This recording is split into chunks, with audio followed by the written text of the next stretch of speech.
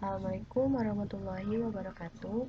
Perkenalkan, nama saya Hesti Parawati dengan NIM 872031815536,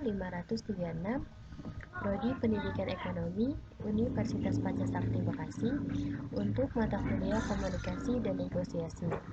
Di sini saya akan mempresentasikan untuk materi presentasi bisnis. Pengertian dari presentasi diartikan merupakan suatu aktivitas di mana seseorang menunjukkan, mendeskripsikan, atau menjelaskan sesuatu kepada sekelompok orang. Tujuan dari presentasi bisnis yaitu menginformasikan pesan-pesan bisnis kepada audiens, menghibur audiens, menyentuh emosi audiens, dan memotivasi audiens untuk bertindak. Kemudian, persiapan dasar. Yang pertama, penguasaan terhadap topik atau materi yang akan dipresentasikan. Yang kedua, penguasaan berbagai alat bantu. Yang ketiga, menganalisis siapa audiens. Dan yang keempat, menganalisis berbagai lingkungan lokasi atau tempat untuk presentasi. Dan tahap-tahap presentasi lisan dalam komunikasi bisnis.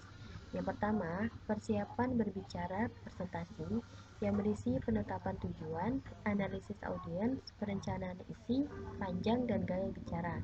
Yang kedua, pengembangan presentasi meliputi pembukaan, pokok-pokok presentasi, penutup, tanya jawab, dan alat bantu visual. Dan yang terakhir, penyampaian presentasi atau pidato. Untuk presentasi lisan yang baik, kita harus memperhatikan empat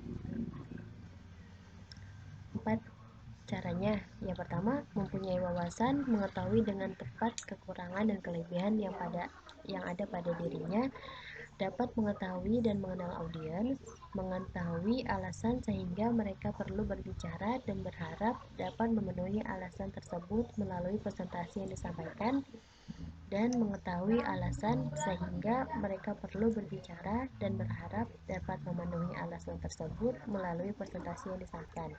Sedangkan syarat untuk menjadi seorang pembicara yang handal meliputi: yang pertama, mengetahui dengan jelas tujuan presentasi; yang kedua, menguasai subjek presentasi; yang ketiga, yakin bahwa subjek yang dipresentasikan bermanfaat bagi pendengarnya; yang keempat, mengetahui latar belakang audiens; yang kelima, menguasai bahasa pengantar yang juga dikuasai audiens; yang keenam, jujur, sabar, ramah, dan penuh percaya diri; dan yang ketujuh, menguasai teknik dasar berkomunikasi bisnis yang efektif. Kemudian, presentasi informatif. Presentasi merupakan suatu cara penyampaian informasi yang dimiliki oleh seseorang pembicara kepada audiens. Biasanya, informasi yang disampaikan memiliki muatan tersendiri. Secara umum, presentasi yang di dalamnya terdapat penyampaian informasi memiliki implementasi antara lain. Yang pertama, presentasi yang bertujuan memberikan keterangan. Yang kedua, presentasi deskriptif yang bertujuan menyampaikan uraian atau penjabaran. Dan yang ketiga, presentasi yang bertujuan menyampaikan definisi. Kemudian, keberhasilan presentasi juga didukung oleh 4 faktor lain. Yang pertama, paralanguage. Yang kedua, body language. Ketiga, kondisi ruangan presentasi. Keempat, faktor-faktor lain.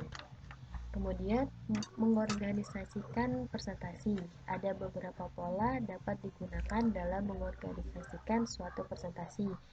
Yang pertama, pola kronologis; yang kedua, pola spasial; pola topikal; dan pola kasual; kemudian pola pemecahan masalah. Untuk mengakhiri presentasi, di sini didukung oleh 4 macam faktor lainnya. Yang pertama, meringkas hal-hal utama. Kedua, memusatkan tema dan tujuan Anda.